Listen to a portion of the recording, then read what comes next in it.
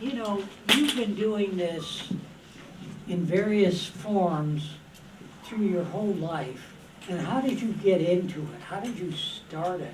But because I had a talent for drawing, I didn't really take drawing seriously. I admired Norman Rockwell and different artists I saw in magazines and all that, but it seemed too distant. Like I couldn't imagine a kid like myself, making a career out of that. So I never really considered it as a career. I thought if I really worked hard, maybe I could work at Disney as a illustrator or animator or something like that, and just be like this sort of humble, faceless character and make a living with my drawing. But I didn't think you could really stand out and be a person who had a unique style. I wasn't sure like how you ever came to that point. I mean, most of my work was imitating what I saw in magazines, drawing Mickey Mouse or Donald Duck or Hot Rods or whatever. So it really, I started a band first. That's right. I played in a band like this all through high school. And eventually the Vietnam War started heating up, and I was faced with a draft, and my girlfriend at the time showed my drawings to the art teacher. I was taking some art classes in order to get a few credits to just avoid getting drafted. And then he said he could put together a portfolio. If I put together a portfolio, he'd get me into art school. So I got into, I did that. I got into Chenard. I got a scholarship, and I got the credits I needed to avoid the draft. And I joined the Navy Reserves to keep out of having to go hit the beaches there. So art kind of came as an accident. I was still playing the guitar, but art then suddenly became like a thing where I could make money. I mean, I saw like how people made money in art school. Like I started getting jobs as a designer, and it made a lot more money than a band. So I got married at the time. I had my first kid, and art just seemed like an option that would pay a lot better and be a better future for me. So I chose that over music. Can you talk about the restaurant encounter?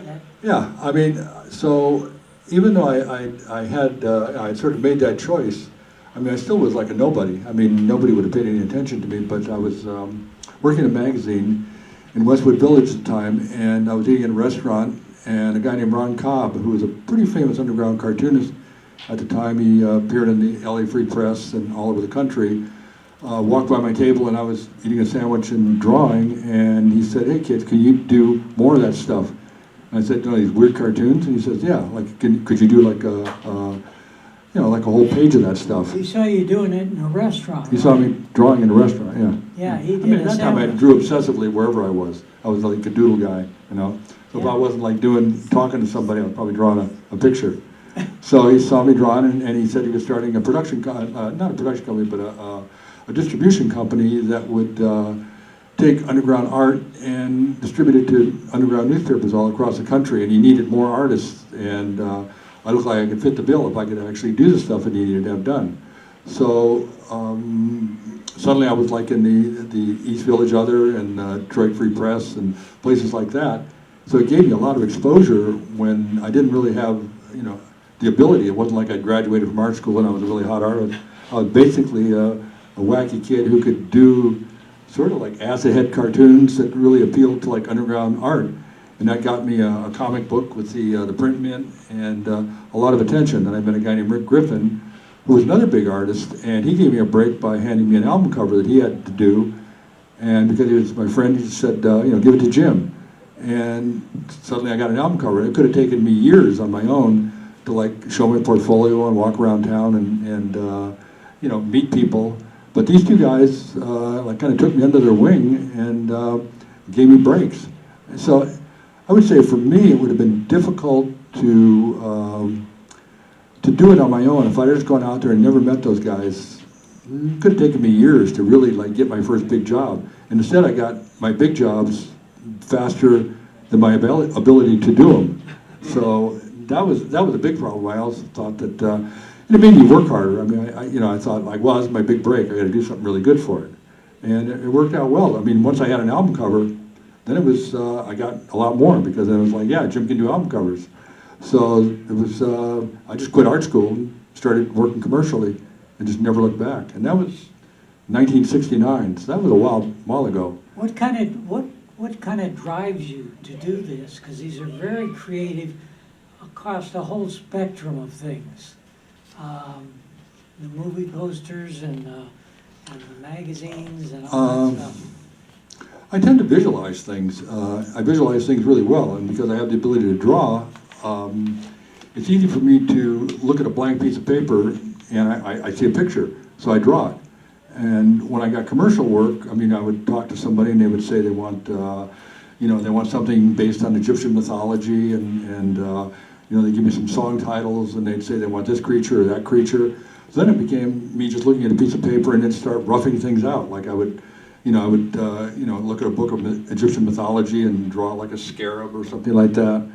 And but I have a strong visualization. Like I can look at anything in this room, basically take a picture of it in my head, and kind of keep that picture. Like if I think that this guy sitting here with a camera is important and something I could use later, I mean, I could take a picture and just keep it. So I have this kind of weird ability to grab things and hold them.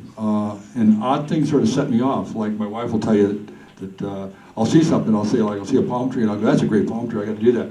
So I'll get back home and I'll draw the palm tree I saw, and I'll just keep it, and later on I might use it for a poster or something like that. So I tend to think the way some people think with words, or they just have ideas. I tend to think in pictures, and because I have the ability to draw, it's not that difficult to draw the picture because I'm kind of just basically drawing what I see. What was your kind of first big break? Let's start with rock and roll. What was a band you kind of broke with in a way and did their album cover or did some art around the album or something like that? What's kind of put you even on the map in that regard? Probably the Beach Boys. When I came back from Hawaii, I went to Hawaii because I thought the politics of America was so horrible. I was going to move my family to Australia, and I got as far as Hawaii, and I surfed there for a couple of years and worked, and then came back. I just got too ambitious because all my friends were getting really cool album covers, and I thought, damn, it's like I'll go and die in Australia, and these guys are getting like the Rolling Stones and all this. So I came back and I ran into an old friend of mine, Dean Torrance from Jan and Dean. And he at this point he wasn't doing music anymore because Jan had gotten in an accident, and he was a graphic designer. He liked my work, and he introduced me to the Beach Boys. So I did a couple Beach Boys album covers. And once I did that, that was like a major giant band. So I was like getting big bands, and I got the Allman Brothers. I got Robbie Krieger's album. It was just like one big band after another. Chicago. So I was like a guy, I mean, once the record company see that you can handle like a really, really big job, and then with the Beach Boys also, I could, probably one of the things that got me a lot of jobs was the fact that I could design logos. So I could design the logo for the band as well as do the album cover. So they got like a 2-in-1. A lot of times they would have to take a picture or have an illustrator do an illustration, then they have to get somebody else to do a logo. With me, they get everything. This is the Beach Boys. Yeah. Huh? And the Beach Boys, they ended up using the logo I did for them for the rest of their lives. So if I got a penny for every time they used that, I could buy Malibu.